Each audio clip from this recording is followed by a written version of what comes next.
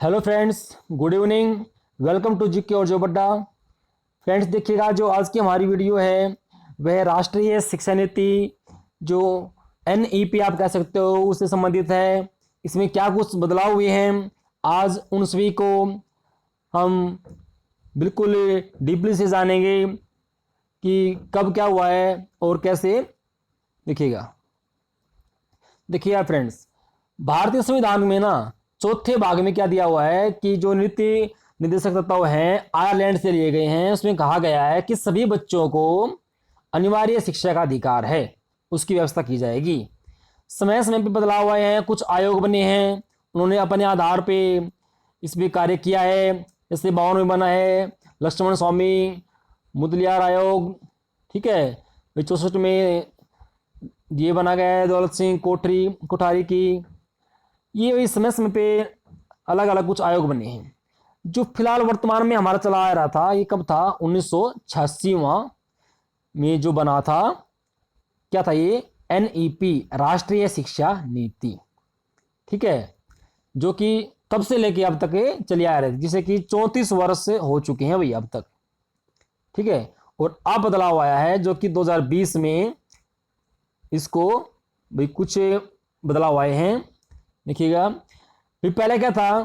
पहले क्या था कि 0 से लेके, यानी आप कह सकते हो कि 14 वर्ष तक के बच्चे को जो है शिक्षा का अधिकार है। सॉरी, 6 से लेके, ठीक है ना। यानी 6 से लेकर के और 14 वर्ष के बच्चे तक को शिक्षा का अधिकार था।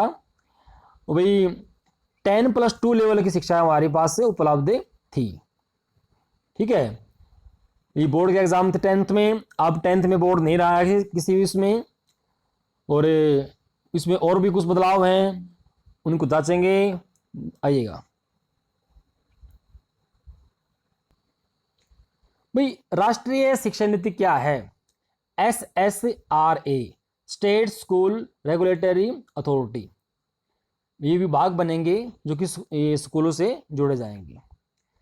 4 साल का भी बीएड कोर्स दिया हुआ है, ठीक है, जो कि 12वीं के बाद ही आपका अप्लीकेबल हो जाएगा। और 2 ईयर बीएड एवं 1 ईयर बीएड, ये कोर्स वही अलग अलग चलेंगे, ठीक है। Early childhood care and education के अंतर्गत प्राइमरी स्कूल और स्कूलों, आंगनबाड़ी स्कूलों के माध्यम से चलेगी।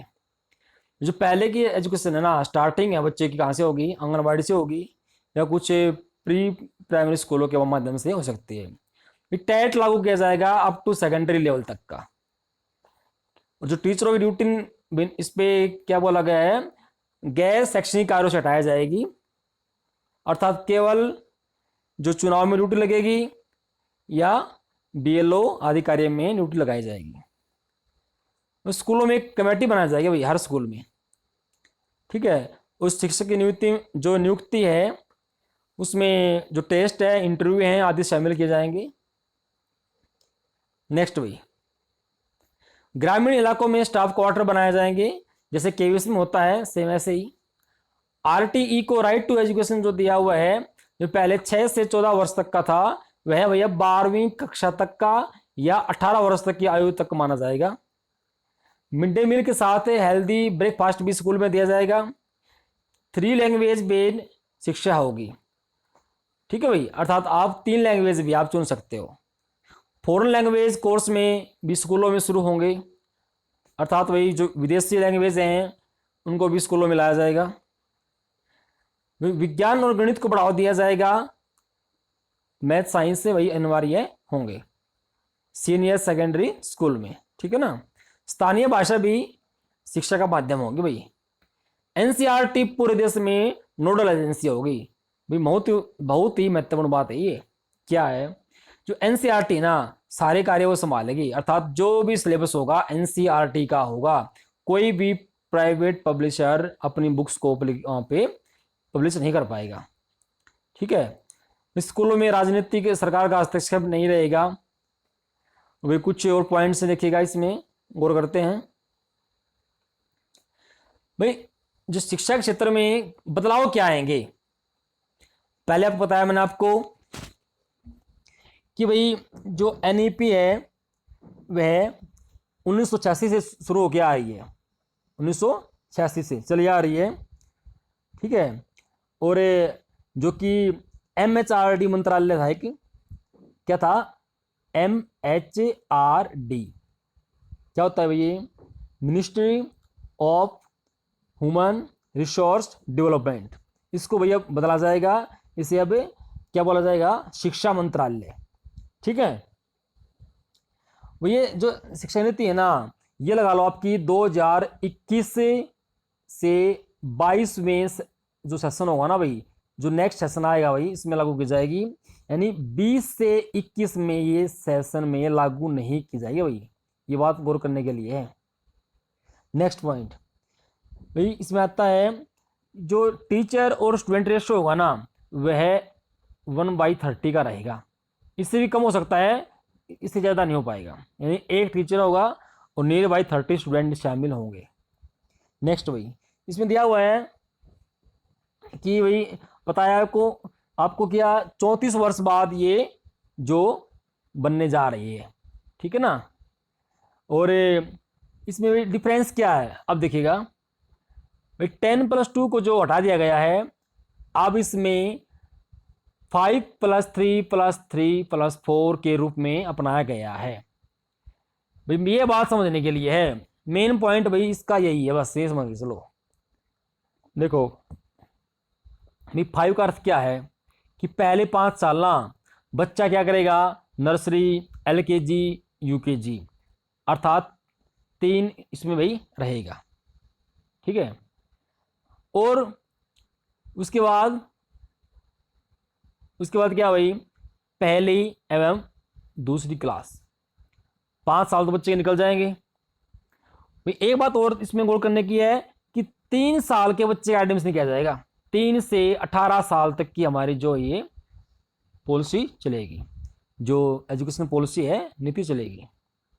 नेक्स्ट भाई पहले 5 साल बच्चा निकल जाएंगे, 3 साल तो इसमें हो जाएंगे भाई, इसके क्या बोलते हैं, नर्सरी, LKG एवं UKG में, और 2 साल पहले दूसरी में।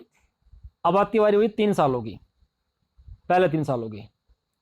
इसमें किस में जाएंगे, मतलब तीसरी क्लास, चौथी क्लास एवं 5वीं क्लास, 3rd, 4th और 5th क्लास। ठीक है। इसमें उसके बाद क्या आएगा, उसके बाद ये नंबर 3rd दोबारा दिया हुआ है, इसमें क्या है, 6th क्लास, 7th क्लास और 8th क्लास। इनको बांटा जाएगा, इनको इनके बेस के अनुसार ही पढ़ाया जाएगा। अर्थात मान लो भाई छोटे बच्चे हैं, उनको उनके अनुसार, थोड़े बड़े हो जाएंगे उससे, जैसे 6 to 8 है, ठीक है, उनको उनके अनुसार। अर्थात किसी भी बच्चे पर ज़्यादा बर्डन नहीं डाला जाएगा। और भाई जो शिक्षा है ना, अब वह व्यावसायिक एवं व्यवहारिक रूप में प्रदान की जाएगी। अर्थात बच्चे को इतना काबिल बनाया जाएगा कि वह कम से कम अपने पैरों पे खुद खड़ा हो सके। नेक्स्ट भाई, नेक्स्ट आता है नंबर 4th पे। भाई यहाँ पे 8th क्लास तक का हो गया है, ठीक है ना। अब आता है 4th पे, तो ये हो जाएगा 9वीं क्लास से लेके 12वीं क्लास तक का सेशन रहेगा अपना। ठीक है। इसमें क्या है, इसमें जो पहली बात है 10th क्लास का बोर्ड समाप्त किया जाएगा। ठीक है ना भाई, बोर्ड इसमें नहीं रहेगा वो। और 9वीं से 12वीं क्लास में सेमेस्टर शिक्षा शुरुआत की जाएगी। साल में वही 2 बार आपकी परीक्षाएं ली जाएंगी, और दोनों बार के जो मार्क्स है उसके आधार पे आपका रिजल्ट जारी किया जाएगा।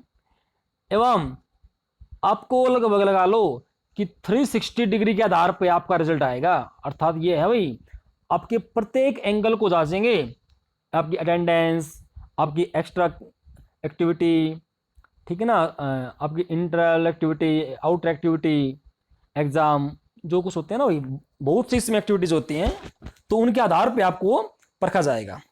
नेक्स्ट भाई, अब ये तो होगी अपनी ये स्कूलिंग लेवल की। ठीक है भाई, इसमें यहां तक ही था। नेक्स्ट भाई, इसमें जैसे दिया हुआ है 6ठी 7वीं 8वीं की तैयारी कराई जाएगी। और जो पढ़ाई ना भाई, वह रट्टा मार नहीं रहेगी अब। ठीक है। अर्थात क्या होगा कि विद्यार्थियों को सिर्फ अब 12वीं की परीक्षा देनी होगी। भाई बोर्ड का एग्जाम केवल 12वीं का रहेगा, मेन बात ये है इसमें। हाँ भाई, एक बात और इंपॉर्टेंट इसमें क्या बताया गया है कि ना, पहले क्या था, आर्ट्स थी, कॉमर्स, ठीक है, और साइंस। भाई आर्ट वाला तो आर्ट की पढ़ाई करेगा, कॉमर्स वाला कॉमर्स की करेगा, साइंस वाला साइंस की करेगा, लास्ट में ये था। लेकिन अब क्या होगा कि भाई आर्ट वाला एवं जो साइंस वाला कॉमर्स वाला आपस में एक्सचेंज कर सकेंगे सब्जेक्ट्स को, अर्थात उसके एक कुछ कंडीशंस बनेंगी, वो फॉलो करनी पड़ेंगी। लेकिन अभी ये बात नहीं रहेगी कि भाई आर्ट वाला कॉमर्स या साइंस नहीं पढ़ पाएगा, वो कर सकेगा, पढ़ पाएगा। ठीक है भाई। नेक्स्ट अब इसमें दिया हुआ है कि एमए के बाद, भाई इसके बाद होगा आपका ग्रेजुएशन। देखिए मेन पॉइंट आता है भाई आपका ग्रेजुएशन का। इसमें क्या होगा भाई, 1 साल, ये फिलहाल होती है भाई अपने 3 साल की ग्रेजुएशन, आप सब जानते हैं।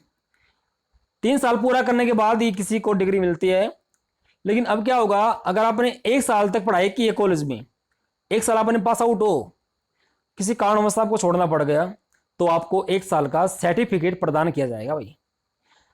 अगर आपने 2 साल तक पढ़ाई की है कॉलेज में, किसी कारणवश छोड़ दिया गया, तब आपको इसके लिए एक डिप्लोमा मिलेगा भाई।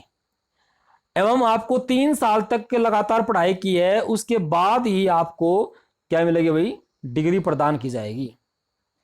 एवं अगर 3 साल के बाद भी आपने 1 साल एक्स्ट्रा दिया गया है, तो भाई उसमें क्या किया जाएगा, तो भाई उसमें आपको रिसर्च प्लस डिग्री प्रदान की जाएगी कि भाई इसने डिग्री भी की है एवं रिसर्च भी किया है।